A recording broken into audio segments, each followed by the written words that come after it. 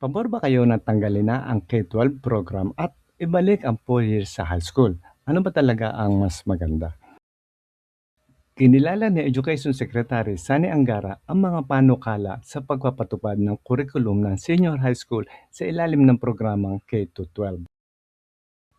Ngunit sinabi niya na nasa Kongreso na ang pagpapasya kung ito ay dapat bang ipagpatuloy o hindi. Samantala, nito lang February, isinampa ni Senate President Pro Tempore Jinggoy Estrada ang Senate Bill No. 3001 na layong alisin ang senior high school na grade 11 to 12 at ibalik ang dating 10 taon na basic education, yan yung 4 years high school.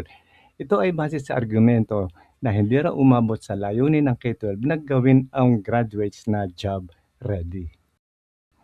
Mula nang ipatupad ang reformang ito sa edukasyon, hinarap na ito ng batikos at pagtutol mula sa iba't ibang mga grupo. So ano ba ang advantage ng 4-year high school? Mas mababang gastos para sa pamilya. So bawas 2 taon ng matrikula, pamasahe, project at iba pang mga gastusin. Mas maagang makapagtatrabaho o makapagka-college ang estudyante kaya mas magaang makakatulong sa pamilya. Mas maaga rin ang pagtatapos at pagpasok sa kolehiyo o sa trabaho.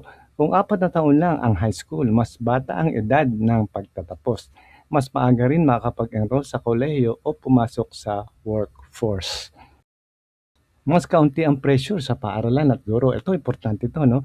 Bawas sa classroom congestion at kakulangan sa pasilidad kung mas maikli ang cycle. Mas kaunting subject ang kailangan i-manage ng paaralan.